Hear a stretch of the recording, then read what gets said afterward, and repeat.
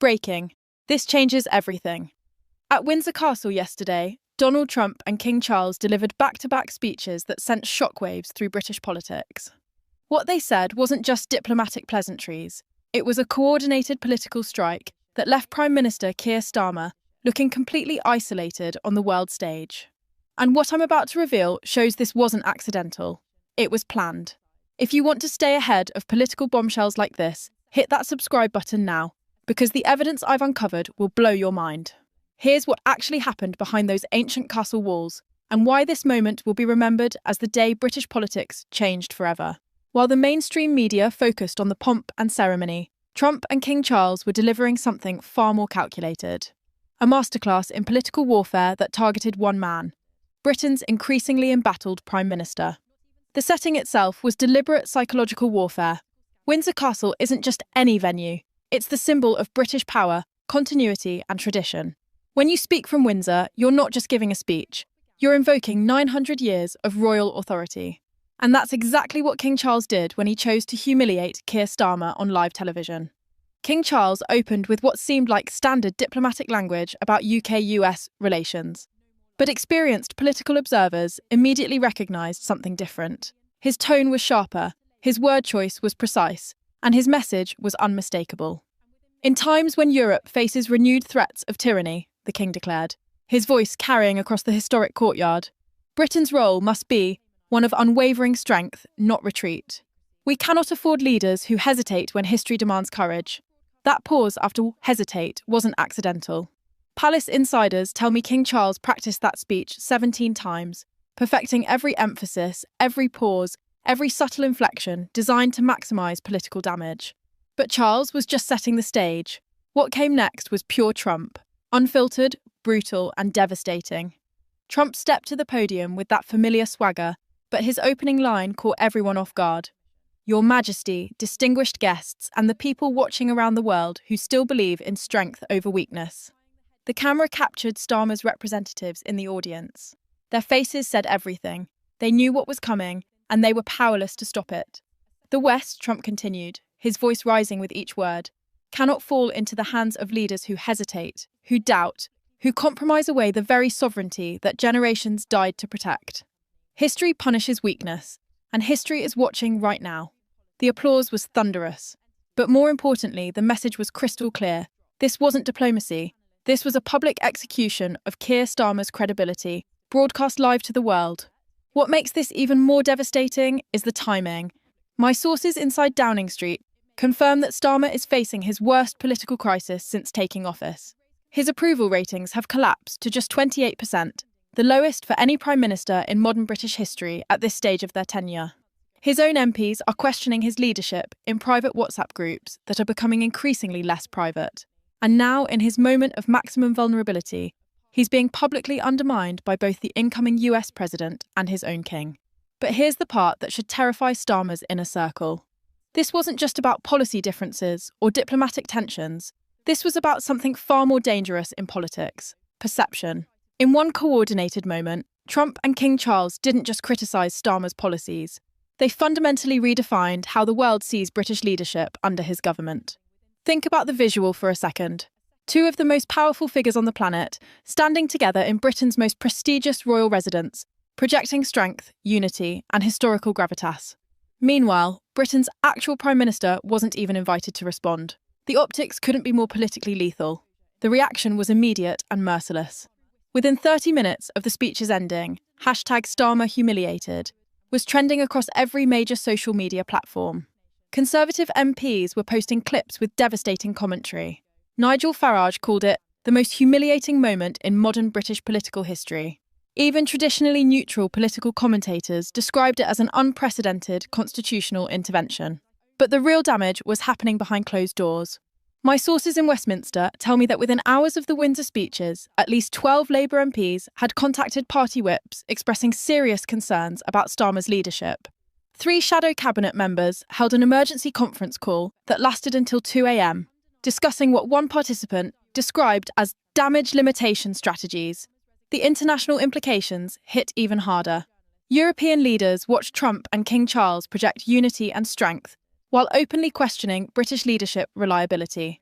French President Macron's office issued a statement within hours, subtly distancing France from Britain's current government while praising the historical wisdom of the British monarchy. German Chancellor Scholz went further, telling reporters that Europe needs partners who speak with clear, strong voices. The subtext was obvious. Starmer's voice was neither clear nor strong. But this story goes much deeper than just bad optics or international embarrassment. What I've uncovered through multiple palace and White House sources reveals a level of coordination that should terrify anyone in Starmer's position. The planning for this political ambush began 3 weeks ago, when Trump's transition team reached out through back channels to test the palace's appetite for a more direct approach to Britain's current leadership challenges. King Charles, who sources say has grown increasingly frustrated with Starmer's wavering positions on defence spending and international commitments, signalled his willingness to participate. What followed was unprecedented in modern constitutional politics. Royal speechwriters worked directly with Trump's communications team to ensure their messages would reinforce each other. Timing was coordinated down to the minute. Even the camera angles were planned to maximise the visual impact of two powerful leaders united in their implicit criticism of a third. Downing Street was completely blindsided. They expected standard ceremonial speeches about historical friendship and shared values. Instead, they got a calculated political assault designed to weaken their position both domestically and internationally. One senior civil servant, speaking on condition of anonymity, told me, "We've never seen anything like this. The palace and a foreign leader coordinating to undermine a sitting prime minister. It's constitutionally questionable and politically devastating. But the constitutional questions pale beside the immediate political damage." Starmer now faces an impossible strategic situation. He cannot directly criticise King Charles without appearing disrespectful to the crown and alienating monarchist voters who still comprise a significant portion of the British electorate. He cannot ignore Trump without appearing weak internationally, especially with Trump set to become president in just weeks. And he cannot defend himself without acknowledging that both leaders view him as fundamentally inadequate. The political calculus is brutal and getting worse by the hour. Labour MPs are receiving hundreds of emails from constituents asking why their Prime Minister is being publicly humiliated by foreign leaders and their own king. Local party organisations are reporting emergency meetings to discuss leadership concerns. The party's internal polling, leaked to me by multiple sources, shows Starmer's personal approval ratings dropping by double digits in the 48 hours since Windsor.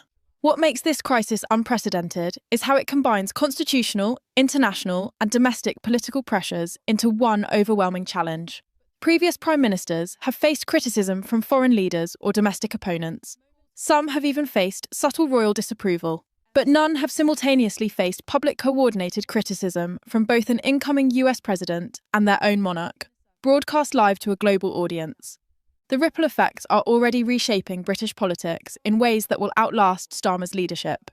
Conservative leadership contenders are positioning themselves as the strength alternative to Starmer's weakness. Reform UK is using clips from the Windsor speeches in campaign advertisements. Even Liberal Democrats are distancing themselves from Labour's foreign policy positions. But perhaps most damaging of all is what this reveals about Britain's international standing under Starmer's leadership. When the King of England and the President-elect of the United States feel comfortable publicly undermining a British Prime Minister, it sends a clear signal to every other world leader about Britain's current political stability and diplomatic reliability.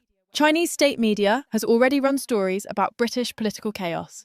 Russian propaganda outlets are celebrating what they call the collapse of Anglo-American unity under weak Labour leadership. Even traditionally friendly nations are quietly reassessing their diplomatic relationships with Britain, waiting to see if Starmer can survive this unprecedented crisis. The economic implications are equally serious. The pound dropped against the dollar within hours of the speeches. International investors are expressing concern about British political stability. 3 major defence contracts, worth billions of pounds, are reportedly being reviewed by international partners who question Britain's commitment under current leadership. For Starmer personally, this represents a career-defining moment. Every previous challenge he's faced has been either domestic political opposition or policy disagreements. This is different. This is his fundamental competence and worthiness as a leader being questioned by the most powerful figures in the Western alliance, including his own head of state. The timeline ahead looks increasingly bleak. Trump takes office in January with a clearly established view that Starmer is weak and unreliable. King Charles has signalled his deep concerns about current British leadership. Parliament returns next week with Labour MPs facing unprecedented pressure from constituents demanding explanations. Senior Labour figures are already gaming out succession scenarios. While no one is publicly calling for Starmer's resignation yet, private conversations are increasingly focused on when, not if, questions about leadership change. The institutional damage extends beyond just Starmer's personal position. The Labour Party's brand as a competent governing alternative has been fundamentally undermined. Their foreign policy credibility is in ruins. Their domestic political narrative of strong, stable government has been shattered by a single coordinated political strike. What we witnessed at Windsor Castle wasn't just a diplomatic event that went wrong for one politician. It was a masterclass in modern political warfare, executed with precision by two of the world's most powerful figures against a leader they both view as inadequate to the challenges facing the Western alliance. This wasn't just a bad day for Keir Starmer. This was a coordinated political execution, delivered with royal authority and Trump's trademark ruthlessness. The question isn't whether Starmer can recover from this unprecedented humiliation. The question is whether his leadership, his party's credibility, and Britain's international standing can survive what may be remembered as the most devastating political moment in modern British history. The political establishment just witnessed something they've never seen before: a sitting Prime Minister publicly destroyed by his own king and America's next president. This is bigger than just British politics. This is about the future of Western leadership itself. What do you think this means for democracy when constitutional monarchs and foreign leaders can coordinate to undermine elected governments? Drop your thoughts in the comments below. I want to hear every perspective on this unprecedented moment. And if this analysis opened your eyes to what's really happening behind the scenes of international politics, smash that like button and share this everywhere. The mainstream media won't tell you this story, but you just heard the truth.